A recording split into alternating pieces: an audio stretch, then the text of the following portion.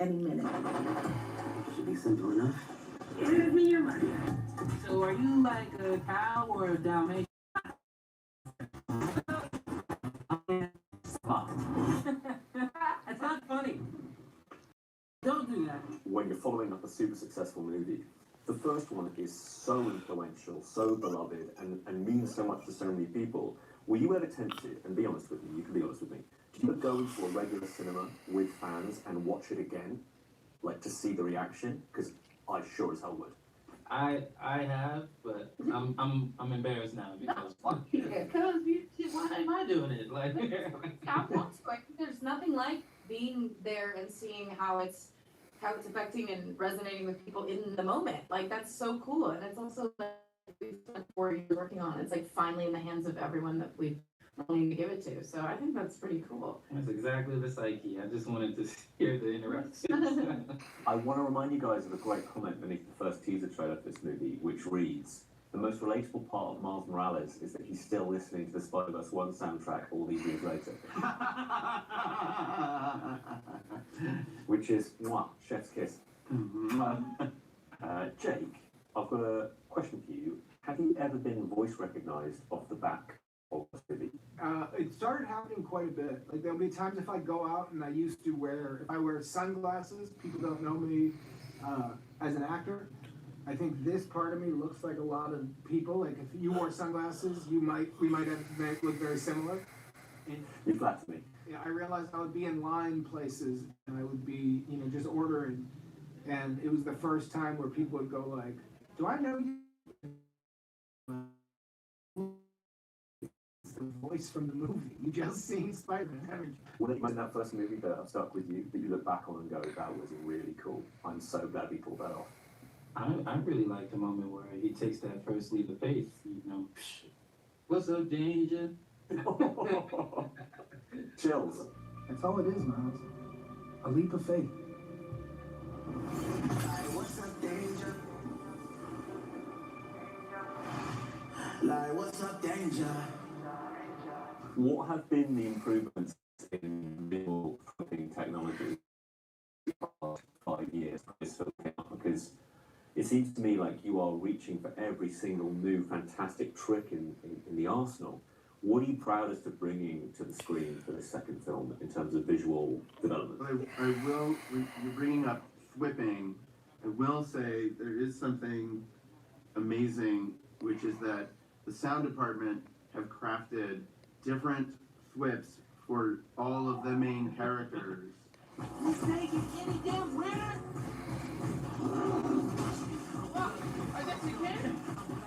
And so when you see Hobie Brown, his thwip is a guitar, and that in fact Miles' thwip has been updated since the last film to sound more mature. I love you guys. This makes me so happy. The level of perfection that you get from the three directors here and Lord and Miller, it's just another level. I was talking to Phil and Chris, and they were saying that each individual spider person, spider being, spider robot, has their own whip noise. Like it has its own level of detail there. Do you have other examples of when the whole gang have gone beyond nerdy and said, well, actually, that's a reference to something that's good? There's so many of those moments. I feel like we both feel and know they wrote this with the day one Spider-Man fans in mind. Very Way back as far as, as far back as it can go, they're pulling from anything and everything they can, and those details are in there. You might not catch them all until you see the film, like at least, 75 times? Yeah. So, yeah. Exactly. But it's incredible to see how passionate they are, and they bring it's so infectious, and I don't think there's been better casting. The whole movie is outrageous. Jake is so perfectly chosen. You two, it's just amazing. But getting Daniel from Camden to play Spider-Punk, yeah, insane. beyond. how did the character get pitched to you? How did it appear in your inbox? Was there artwork already? No, they mentioned that they were interested in me for Spider-Punk, and then I sat down with them and they showed me the artwork, they showed me all the stuff, and they said it was from Canon. I'm like, this is literally a dream. Because I've been told that he's sort of a mixture between Iggy Pop, Bad Brains, Spider-Man, and apparently lives in a canal boat. How much more Camden can you get? Let's just... Yeah, it's the... Yeah, I'm not going to go into any more Canon details with fear of offending people. Good point, yeah, well played, well played. Are there particular lines from being in the booth that stick out to you that you remember from the recording? Because to me, this has obviously been written by some incredibly talented Americans, but did you sort of come in and triple check some of their Britishisms?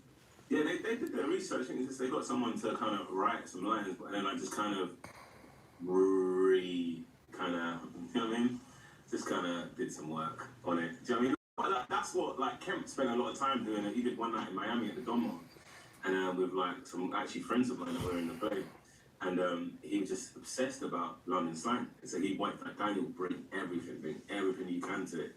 What about working with your co-star, Mayday? He said somewhat sarcastically. Like, how does that work? Like, are you just sort of talking to yourself? You know, I worked with the greatest child actor, child voice actor in the world, just making the way she gurgles at times and laughs. You have a baby? I have a baby. No, I was alone on that, you know. So it was a lot of, it'd be Camp and Phil and, you know, some of our other, like, the team would be on a Zoom, and I would be in a little booth talking to a fake baby. So with the hope of, they're saying it's working. You've lost it. No, I think it was just Kemp doing the Kemp I don't need it. Yeah. Well, actually, I'm going to make fake breaking news. Kemp does all the baby voices. So, I said fake breaking news. That was my fake acting. The music in these films is outrageous. Even in the trailer, there's like some swan honking scratched into the theme music. It's absolutely crazy. There's bubbles now. Hold on.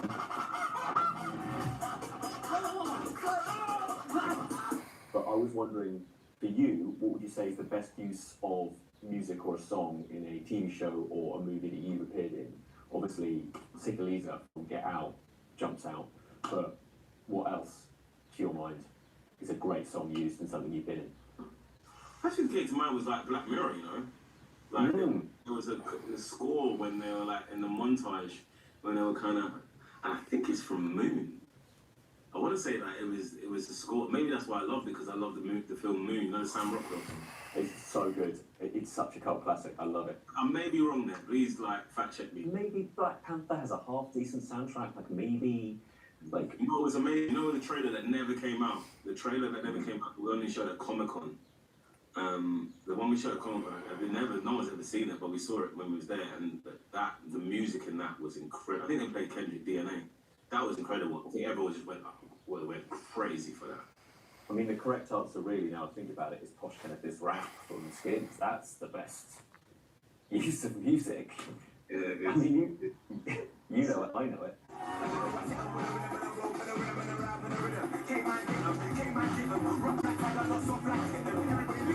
was ahead of my time. He'll be back. There's a line from Shameik that's really stuck with me and with a lot of people. It's even in the trailer. And it's, wherever you go, you have to take care of that little boy for me. Make sure he never forgets where he came from and never doubts that he is loved. Just everybody stop crying because it's too much. Did you ever properly well up in the recording booth? Because I would super struggle. I didn't hear that line until we were in the theater. No. Yeah, I didn't hear that line until I saw the movie. But I thought that was really powerful. I mean, there's so many moments in here, man, that's like, it resonates on a human level, you know? It resonates on a human level. Even just going back to the first film for a second, when Miles' dad says, say I love you back. I love you, Dad. You know, like... You gotta say I love you back. Dad, are you serious? I wanna hear it. You wanna hear me I say love you, Dad. You're dropping me off I at school? love you, Dad. Look at this place. Dad, I love you. Dad, I love you. That's a copy. I think there's so many human things in these films that's why it resonates the way it does. So even looking at the mom, you know, say something like that. Like that's so important. You know, it just does things for, like, Miles is able to navigate when things get tough because he knows what feels right. Maybe I'm overstating it here, but I like to think people have watched this first movie and the new one, and they'll walk out and want to be better parents and better kids. That's how I see it. As well as it being an amazing adventure and the music being incredible and you're going into other universes and all that stuff, I think at its core, that's what I like to think the movies are doing. That's right. Same. That's the end of my essay. That wasn't a question. I just said something very nice. That's where we're at. Thank you I'll so much. leave you with this one last thought, which is, as we've got very geeky today, the artwork for these movies, the posters and the frames, the stills, the cells within the actual movies, outrageous. Do you have any prints or posters up in your homes off the back of this movie? I was driving around LA and I saw a new like still that I hadn't seen. I was telling you about it. I was like, whatever that is, I gotta figure that one out, and that needs to be framed and displayed somewhere. It is. You're right. The artwork is just Insane. perfection. Yeah. I love the idea of you having, you know, dinner around your house and you go, oh yeah, no, I'd forgotten you were in Spider-Verse. Yeah, thanks for reminding me. Really Exactly. cool. Oh, but let me remind you. Yes. Oh, this old thing? Yeah, well, Yeah. thank you both so much. As you Thank may have you. guessed, I love the movie. I love the movies. Have a great rest of your press tour, and I'll see you for the next one next year. Thank you See you so next much. time. Hope so. Good to see you. Bye, you guys. Bless love. Bye. Thanks for watching. If you enjoyed this video,